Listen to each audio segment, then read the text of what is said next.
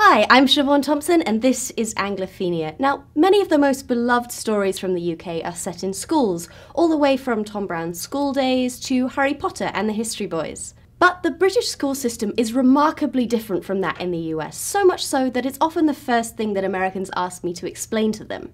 So, here is the Cliff's Notes version of how the British school system works, but study up because there's going to be an exam at the end of the video.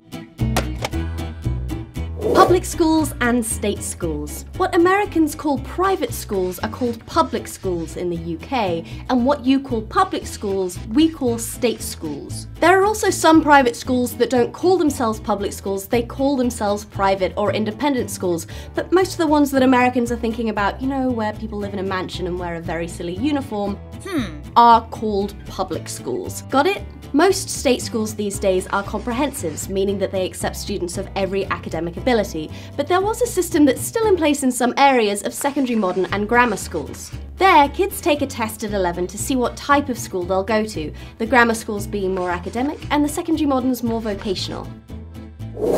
Church schools. There's no separation of church and state in the UK, so many schools, both state and public, are church schools. Oddly, this doesn't translate into later church attendance, which is much lower in the UK than in the US.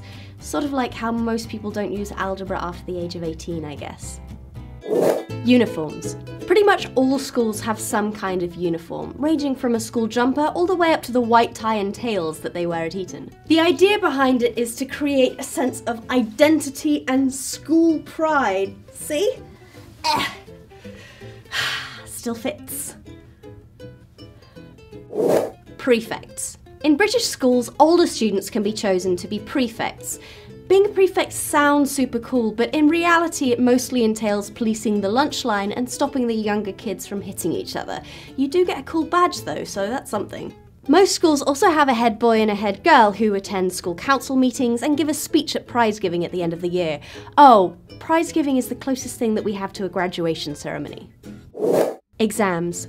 National exams are a huge part of the British school experience. It's all very simple. You take GCSEs at 16 and then A-levels at 18, which are kind of like AP exams, but different. Also, in Scotland they study for Highers instead of A-levels, and GCSEs used to be called O-levels.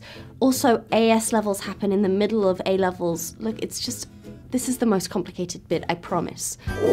Revision. This is just what we call studying for exams. It's not a biggie, just a lot of people seemed confused about it. Juniors and seniors.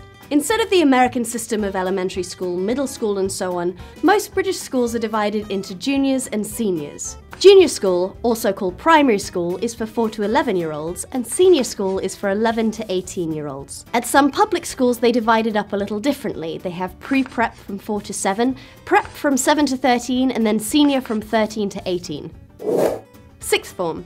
The last 2 years of school is called the sixth form, divided into the lower sixth and upper sixth. The name is a hangover from a previous, more complicated system of naming classes which has stuck around for some reason. In many schools, sixth formers are given a lot more freedom than the other students, often being allowed to wear their own clothes instead of school uniform. Cool. University.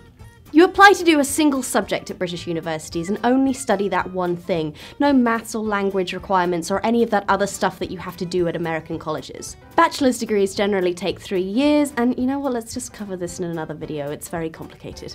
So there we go. Are there any things about British schools that you have questions about? Let us know in the comments, and don't forget to subscribe for more videos.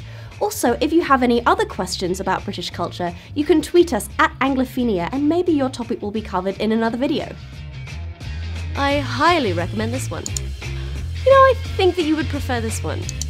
This one is very good.